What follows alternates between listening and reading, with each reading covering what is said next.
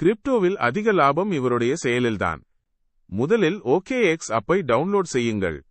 இது உலகளாவியப்பட சிறந்த மற்றும் அவர்களின் ட்ரேடிங் கட்டணங்கள் மிக குறைவு. OKX-இல் சைன் அப் செய்ய உங்கள் மின்னஞ்சல் ஐடியை எளிதாக பதிவு செய்யும் போது ரெஃபரல் கோட் பயன்படுத்த மறக்க வேண்டாம்.